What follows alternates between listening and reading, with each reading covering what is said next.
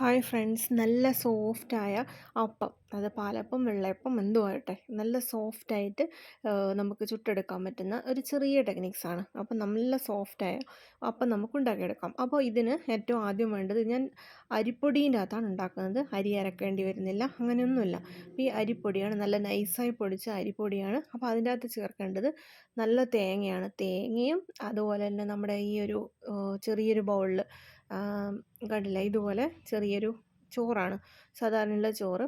അതിൻ്റെ ഒപ്പം കാര്യമായ കണ്ടൻറ്റ് എന്ന് പറയുന്നത് പഴവും കൂടെ ചേർക്കുകയാണ്. അപ്പോൾ ഈ പഴവും കൂടെ ചേർത്തുകൊണ്ട് നല്ല മിക്സിൽ നല്ല രീതിയിൽ അരച്ചെടുക്കുകയാണ്. അപ്പോൾ എന്നിട്ട് നമ്മളത് കുറച്ച് മണിക്കൂർ, ഒരു 3 മണിക്കൂറോ 4 മണിക്കൂറായാലും കുഴപ്പമില്ല, ഓവർനൈറ്റ് വെക്കുന്നതിനെ കൊണ്ടും കുഴപ്പമില്ല.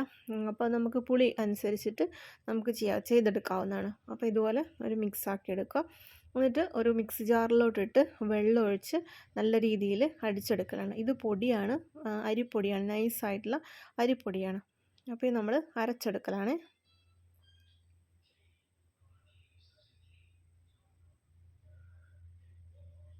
ഇതൊന്നിങ്ങനെ വെള്ളമൊഴിക്കുമ്പോൾ കുമ്പളിങ്ങനെ കാണുന്നല്ലോ, അപ്പോൾ ഇത് നല്ലോണം കുതിർന്ന് വരുത്താണ്. അപ്പോൾ ഇത് അരച്ചെടുത്താണ്. കണ്ടില്ലേ, ഇപ്പം തന്നെ ഇതിൻ്റെ അകത്ത് നല്ലൊരു ചെറിയ ചെറിയ പത വരുന്ന പോലെ കാണുന്നുണ്ട്. അപ്പോൾ ഇത് നമ്മൾ കുറച്ച് നേരം റെസ്റ്റ് ചെയ്യാൻ വെക്കണം. അതിന് ശേഷമാണ് ഇത് ചുട്ടെടുക്കുന്നത്. നമ്മൾ അപ്പച്ചട്ടിയിൽ വേണമെങ്കിൽ ചുടാം, അല്ലെങ്കിൽ ദോശക്കല്ലായാലും ചുട്ടെടുക്കാം. രണ്ടായാലും നല്ല ടേസ്റ്റാണ്. അപ്പം ഞാനിത് ഒരു രാത്രി മുഴുവനായിട്ട് വെച്ച് പിന്നെ ഇത് രാവിലെ ആണ് എടുക്കുന്നത് കേട്ടോ. കണ്ടില്ലേ, ഇതിനകത്ത് നല്ല പത വന്നിട്ടുണ്ട്. ഇനി നമ്മളിത് ചുട്ടെടുക്കലാണ്.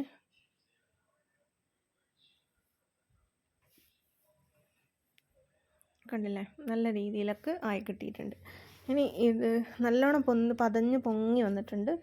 നമ്മളിത് ചെറിയൊരു ദോശയായിട്ട് ചുട്ടെടുക്കണം.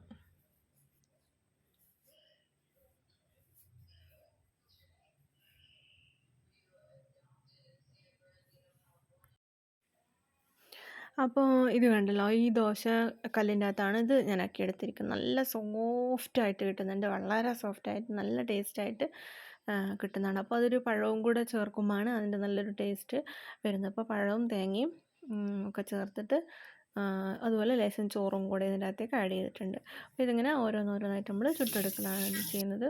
അപ്പോൾ സൂപ്പർ ടേസ്റ്റാണ്. ഇതിൻ്റെ ചിക്കൻ കറിയോ അല്ലെങ്കിൽ മീനോ അല്ലെങ്കിൽ നല്ല ചമ്മന്തി ആയപ്പോലും നല്ല സൂപ്പർ ടേസ്റ്റിൽ നമുക്കിത് കഴിക്കാവുന്നതാണ്.